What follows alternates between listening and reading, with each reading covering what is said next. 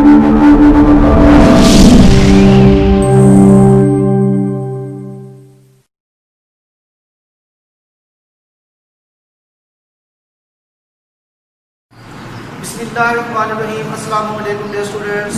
और जो बेटे मुझे उम्मीद है कि आप सब खैरियत से होंगे और मैं अल्लाह ताला से दुआ करूँ कि अल्लाह ताला आपको हमेशा खुश और पूरा करे।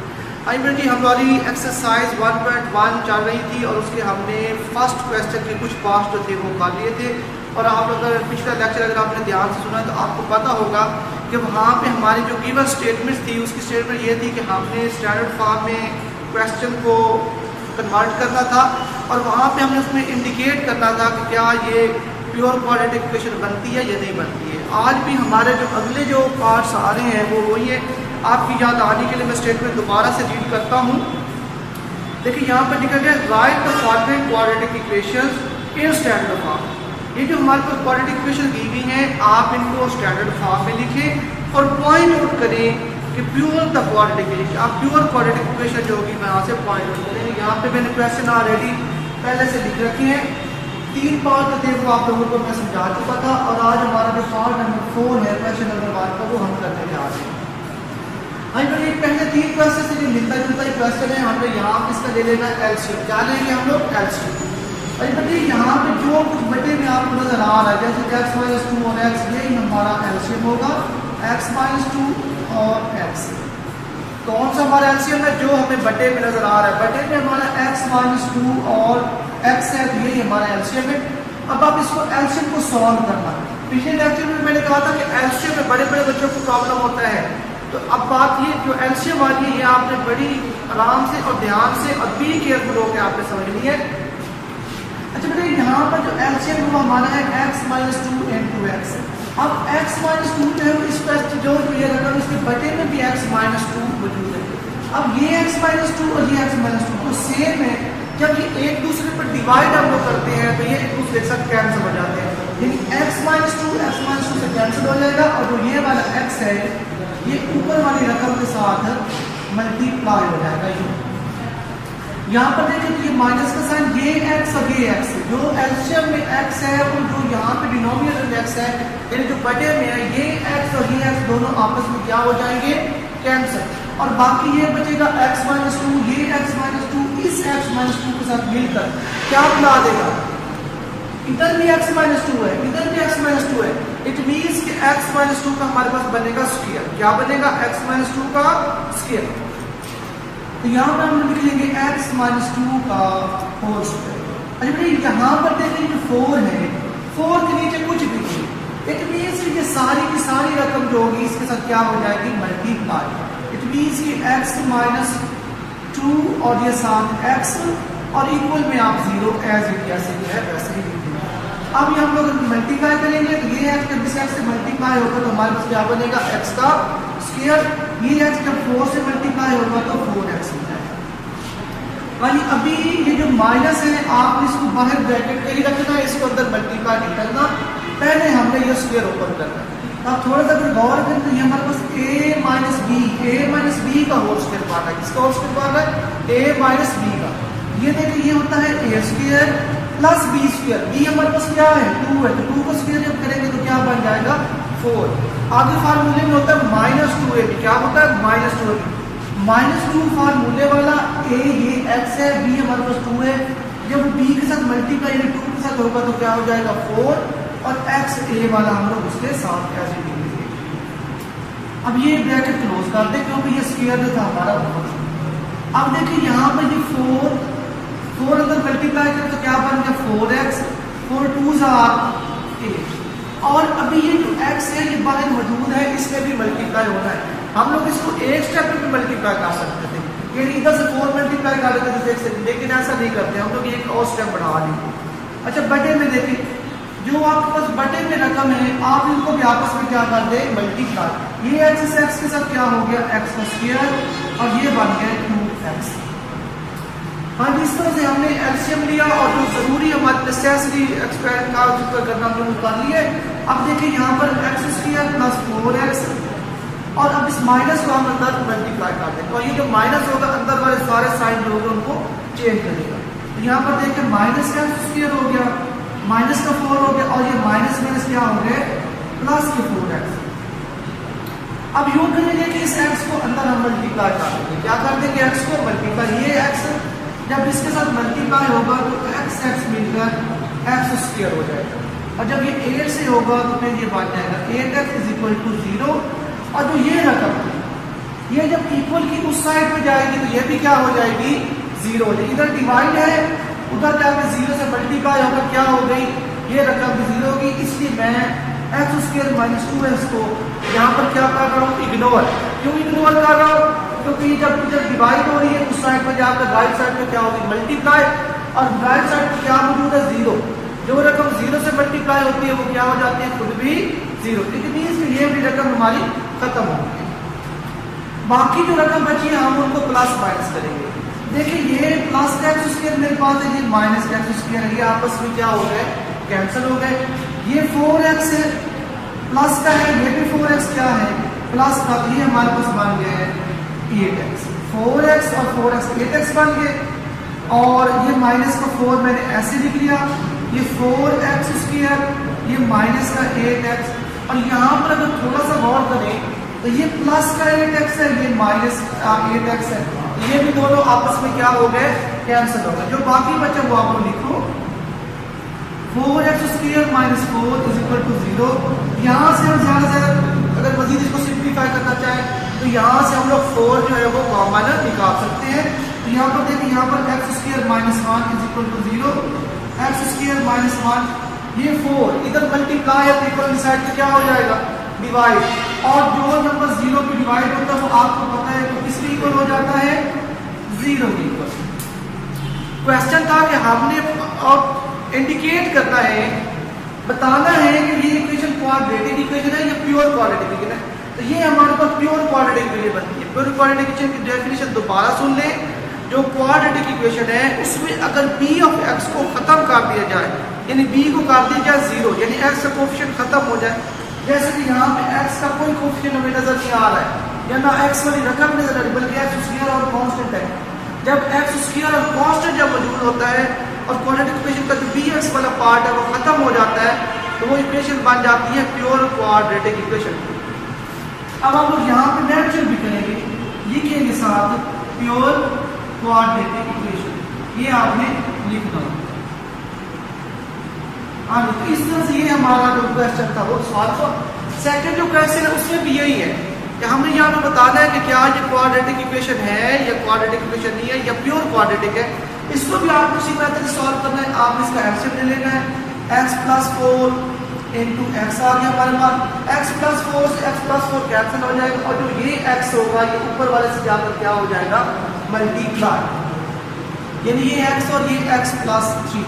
अब ये माइनस ये x - 5 ये ऊपर वाली रकम है, ये हमने लिख दी, और यहाँ पर x और x क्या हो गए कैंसिल हो गए, x और x खत्म हो गए जो सेम थे, और ये x + 4 होगा वो x - 5 से जाकर क्या हो जाएगा मल्टीप्लाई, और जो इक्वल में वन है उसको आप लोग एज इट लिख दो। अब मल्टीप्लाई करें, ये x इस x के साथ क्या हो गया x², 3 के साथ मल्टीप्लाई हो तो 3x, माइनस को बाहर ब्रैकेट पे रखना है क्योंकि इसने ऊपर वाले साइन चेंज कर दे। अगर हम नहीं रखेंगे तो हम लोग भूल जाएंगे कि हमने इसके साथ क्या करना था। अब इन दोनों का मल्टीप्लाई, ये x और ये x मिलकर क्या बन गए x², ये x जब इसके साथ मिलेगा तो 4x हो जाएगा। पहला नंबर x था वो ब्रैकेट में दोनों डिजिट्स के साथ क्या हो गया है मल्टीप्लाई, ये x इस x के साथ भी मल्टीप्लाई हुआ है, और यही x इस 4 के साथ भी क्या हुआ है मल्टीप्लाई। अब इस तरह जो -5 है उसको भी अगले दोनों डिजिट्स के साथ आपने क्या करना है मल्टीप्लाई। -5 जब x से होगा तो बनेगा -5x, और 5 को जब 4 से मल्टीप्लाई करेंगे तो ये हो जाएगा 20, और ये प्लस का साइन मैंने माइनस कर दिया है, क्यों? क्योंकि यहाँ पे 5 के साथ माइनस था, माइनस वाला नंबर जो था वो मल्टीप्लाई हो रहा था, इसलिए अंदर वाले साइन जो थे वो सारे के सारे चेंज हो गए। अब हम लोग चलेंगे बटे डिवाइड में, तो यहाँ पर देखिए ये दोनों मल्टीप्लाई हो रहे हैं, तो हमने यहाँ पर इनको भी आपस में मल्टीप्लाई करना होगा। ये x इस x के साथ मल्टीप्लाई होकर क्या बन गया x², ये x², और जब 4 के साथ x मल्टीप्लाई होगा तो ये बन जाएगा 4x, ये 4 इज इक्वल टू 1। हाँ जी, अब ये जो ऊपर आप लोगों को नॉमिनेटर में बटे से ऊपर जो रकम नजर आ रही है इसमें ये जो माइनस है ये अंदर मल्टीप्लाई कर देंगे और अंदर वाली सारी रकमों के साइन क्या कर देगा, चेंज कर देगा। देखिए एक्स स्क्वायर 3x माइनस के अंदर वाली साइड को क्या करना है, चेंज करना है। तो देखिए माइनस एक्स स्क्वायर और ये बन के माइनस के 4x और ये माइनस प्लस के 5x और प्लस के हो गए 20। अगर आप मल्टीप्लाई करने के लिए पहले दोनों से प्लस माइनस भी कर सकते हैं कि माइनस के 5x प्लस के 4x तो माइनस के 1x बच गया, उसका साइन चेंज कर ले। अब क्योंकि हमने इसको मल्टीप्लाई कर दिया है, इसलिए अगला जितना भी प्रोसेस होगा वो हम लोग अपना अगले स्टेप में करेंगे। हाँ ये मल्टीप्लाई होगा और इक्वल में हमारे पास है 1 और ये जो रकम है इधर क्या हो रही है, डिवाइड। जब 1 वाली साइड यानी राइट साइड में हम उसको ले जाएंगे, यानी डिवाइड से हो रहा है दूसरी तरफ ले जाएंगे तो वो हो जाएगा दूसरी साइड पर जाकर हमारे पास मल्टीप्लाई एक्स स्क्वायर प्लस 4 दूसरी साइड पर जाकर क्या हो गया, मल्टीप्लाई। भाई मैंने देखा तो ये एक्स स्क्वायर प्लस का, ये एक्स स्क्वायर माइनस का, तो ये दोनों आपस में क्या हो गए, कैंसिल। ये 3x है, ये 3x प्लस का, ये 3x, ये 5x, ये भी 3x की प्लस का, 5x की क्या है प्लस का। तो प्लस के कितने बन गए, टोटल प्लस के बन गए 8x, प्लस के कितने बन गए 8x और माइनस के कितने मौजूद है, माइनस के 4। तो 8 में से 4 चले गए तो हमारे पास 4x प्लस का आ गया, क्योंकि प्लस वाले जो x थे वो ज्यादा। इसके अलावा प्लस 20 आ गया। इक्वल में देखें तो ये 1 से मल्टीप्लाई होगा तो ये एज इट रहेगा, इसके अंदर कोई चेंजिंग वगैरह नहीं आएगी। और ये अब देखिए तो ये एक्स स्क्वायर, ये 4x राइट साइड पे जो है, लेफ्ट साइड में जो रकम है वो छोटी है, जो राइट साइड में जो रकम है वो बड़ी है। हमने छोटी रकम को बड़ी रकम की तरफ ट्रांसफर करना होता है। तो यहाँ पर देखिए ये 4x जब इधर आएगा, यहाँ पर प्लस का, इधर आकर क्या हो गया माइनस का, ये 20 भी इधर आकर क्या हो गए माइनस, और इस साइड में क्या बच गया 0। ये देखिए प्लस का 4x माइनस का 4x, दोनों 4x जो थे वो आपस में कैंसिल हो गए, क्योंकि वो दोनों एक दूसरे के अपोजिट, एक प्लस में था तो एक माइनस में। बाकी देखिए एक्स स्क्वायर माइनस 20 और इक्वल में क्या है 0। ये 0 चाहे लेफ्ट साइड पे लिखे या राइट साइड पे लिखे, इससे कोई क्वेश्चन में फर्क नहीं पड़ता है। लेकिन कन्वेंशनल तौर पर हम लोग ये जो 0 होता है वो राइट साइड पर लिखते हैं, तो बेहतर है कि आप लोग राइट साइड पे लिखें। इस तरह से ये हमारा जो क्वेश्चन था वो कंप्लीट हुआ, और इसका एक पार्ट जो है जो लास्ट वाला वो मैंने नहीं किया है, वो आपने करना है। और इसके बाद चलते हैं क्वेश्चन नंबर 2 पर, और यहाँ पर है सॉल्व बाय फैक्टराइजेशन। जैसे कि मैंने आपके सामने एक क्वेश्चन लिखा है और कहा कि आप लोग इसको फैक्टराइजेशन से सॉल्व करें। आज मेरे जी फैक्टराइजेशन का जो मामला है ये तकरीबन आप जब 6-7 से चलते हैं, क्लास में आते हैं तो ये फैक्टराइजेशन जो है वहाँ से स्टार्ट होनी शुरू हो जाती है, और 8 में आके ये कुछ मैच्योर हो जाती है, कुछ इसमें ज़्यादा मवाद डाल दिया जाता है। तो 9, 8 आगे जितना आगे आप कंटिन्यू कर अपनी स्टडी को रखोगे कि फैक्टराइजेशन जो है ये आपके साथ हो। इसके लिए आपने इसकी पहले तो बेस समझनी होती है। इसके ना 4 रूल है, फैक्टराइजेशन के 4 रूल्स होते हैं। अगर उस बंदे किसी भी बंदे को ये 4 रूल खूब माइंडेड में बैठ गए हैं, मेमोराइज हो गए हैं, इसका मतलब कि वो फैक्टराइजेशन में कभी मात नहीं खा सकता। अब ये साथ डायरेक्ट भी मैं कर सकता हूँ, लेकिन मैं साथ रूल लेके चलूँगा। फैक्टराइजेशन का पहला रूल होता है कि जो आपको अमाउंट दी गई है उसमें से आप कॉमन लेके देखिए। हम लोग अपना पहला रूल यहाँ पर देखते हैं कि यहाँ इस रकम के अंदर इस अमाउंट में कोई नंबर कॉमन है, इन 2 में x है लेकिन इसमें नहीं है। इट मीन्स कि हमारा जो पहला रूल है वो यहाँ पर अप्लाई नहीं हो सकता। अब सेकंड रूल ये है कि आपको जो रकम दी गई है आप उसके पेयर बनाएं और पेयर बनाकर कॉमन निकालें। तो देखें सेकंड रूल अगर अप्लाई करें तो ये एक पेयर तो बनता है। पेयर का मतलब होता है जोड़ा, यानी 2 नंबरों को मिलाकर कॉमन निकालें। ये एक पेयर तो बन गया तो दूसरा पेयर हमारे पास नहीं बनता है। इसका मतलब ये हुआ कि हमारा जो सेकंड रूल है वो भी यहाँ पर अप्लाई नहीं होगा। अब जो अगला जो थर्ड रूल है वो मस्ट बी अप्लाई है। पहले 2 रूल जब अप्लाई ना हो रहे हो तो जो थर्ड रूल होता है वो मस्ट अप्लाई होता है। और थर्ड रूल में हमने कोई ऐसा फार्मूला, कोई ट्रिक लगाना होता है कि जिससे पेयर बन जाए। जैसे कि यहाँ पे 1 2 3 3 रकमें हैं तो हम लोग 4 रकमें बनाएंगे। कितनी बनाएंगे? 4।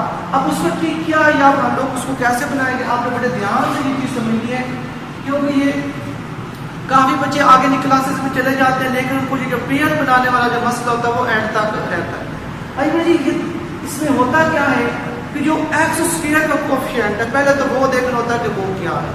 कोफिशिएंट का सिर्फ मसला क्या, जो नंबर जैसे मैंने ये एक्स लिखा 3x लिखा, इसके साथ नंबर 3 जो है ये इसका कोफिशिएंट है। यहाँ पर कोई भी नंबर नहीं है। जब कुछ भी ना हो तो फिर कोफिशिएंट होता है 1। जब कुछ भी ना हो तो कोफिशिएंट क्या होता है 1। अब यहाँ पे देखिए एक्स स्क्वायर का कोफिशिएंट क्या है, यहाँ पर एक्स स्क्वायर के साथ कोफिशिएंट एक्स स्क्वायर के साथ कुछ नहीं है ना, तो इसका मतलब इसका कोफिशिएंट 1 है। क्या है 1। इसको जो एंड वाली जो रकम कांस्टेंट रकम है, कांस्टेंट रकम वो होती है जिसके साथ एक्स मौजूद ना हो। तो यहाँ पर ये जो माइनस का 20 है, ये इन दोनों को आप करें मल्टीप्लाई, ये बनता है -20। ये पेयर बनाने के लिए दोबारा मेरे बेटे सुन ले, बहुत ध्यान से, बहुत अहम बात है कि एक्स स्क्वायर का कोफिशिएंट लिखें, उसको जो कांस्टेंट रकम है जिसके साथ एक्स मौजूद नहीं है उसके साथ कर लें मल्टीप्लाई, तो उसका एक आंसर आ जाए। जैसे 21 20। इसके बाद आगे जो सिलसिला है, आपने 2 नंबर ढूंढ दे। क्या ढूंढ दे हैं? 2 नंबर कि उनको मल्टीप्लाई करें, जो आपने ये 20 लिखा है वो बने, और उन नंबरों को प्लस माइनस करें, उन नंबरों को प्लस माइनस करें तो एक्स का कोफिशिएंट बने। जैसे देखिए मैं आपकी हेल्प करता हूं। आपको पता है कि 2 × 10 जो होता है ये 20 तो होता है, लेकिन 2 और 10 प्लस माइनस होकर 1 कभी भी नहीं बनाते, क्योंकि यहाँ पे एक्स का कोफिशिएंट क्या है 1। इसका मतलब होगा कि ये पेयर जो है वो हम यूज नहीं करेंगे। 3 जो है वो इसके ऊपर वैसे भी डिवाइड नहीं होता 20 पे, तो अगर 4 पे हम चले तो 4 5 20 होता है।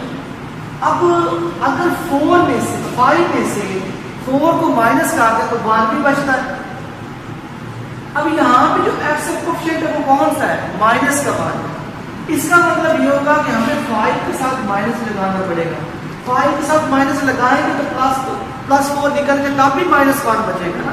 अब ये इसका मतलब ये माइनस, इसका मतलब ये वाला जो पेयर होगा वो आपने यहाँ पर अप्लाई करना है। अब ये पेयर है, ये जो हम लोग यहाँ पर अप्लाई करने जा रहे हैं। अब इस पेयर को यहाँ पे यूज कैसे करना है, ध्यान से आपने एक्स स्क्वायर लिखा, ये 4 प्लस का है 4 लिखा, इसके साथ ये वाला x आपने साथ लिखा, आगे माइनस का 5 है वो लिखा, और इसके साथ है। आप देखें कि -5x + 4x क्या बनता है? -x ही बनता है, और ये माइनस का 20 आ गया। इसके इक्वल में आई थिंक 0 भी है, मैंने नहीं लगाया है, आप लोग 0 भी लगाएंगे। अच्छा अब यहाँ पर देखें, अब 1-2 पेयर है, ये पेयर है और एक ये पेयर, मेरे पास 2 पेयर इस वक्त मौजूद है। जो फैक्टराइजेशन का सेकंड रूल था कि पेयर बनाकर कॉमन तलाश करें, तो हमें पेयर बना हुआ नहीं मिला था, हमने पेयर बना दिया। बड़ी डिटेल में हमने इसके ऊपर बात की। यहाँ पर देखिए यहाँ पे x इसमें से कॉमन है, तो यहाँ से एक x बाहर चला गया तो एक x बच गया, ये x बाहर आ गया तो अंदर क्या बच गया 4। इसमें देखिए एक तो माइनस दोनों में है, एक तो माइनस दोनों में, माइनस कॉमन आ गया। 5 इधर भी डिवाइड हो सकता है, 5 इधर भी, इसका मतलब होगा कि आप लोग -5 जो होगा वो कॉमन निकाल लेंगे तो 4 था। जब माइनस कॉमन लेते हैं तो आपने याद रखना है कि अंदर वाले साइन जो होते हैं ब्रैकेट के अंदर वो चेंज हो जाते हैं। अब यहाँ पे अभी भी अगर आपको तसल्ली नहीं होती कि क्या पता यार मैं पैसे खा रहा हूँ तो मेरा ये गलत हुआ या ठीक हुआ है, इसके लिए मैं आपको एक हिंट देता हूँ। अगर आपकी जो ब्रैकेट्स में ये जो x + 4x ये दोनों सेम आ जाए तो आप 100% सेटिस्फाई हो जाए कि आपकी जो फैक्टराइजेशन है वो ठीक हुई है। ये अगर सेम नहीं आ रहे हैं, डिफरेंट आ रहे हैं, इसका मतलब हो कि फैक्टराइजेशन में कहीं आपको मसला बनाना है, जो गलती हुई है। अब ये हमारा जो क्वेश्चन है वो हर लिहाज से ठीक है।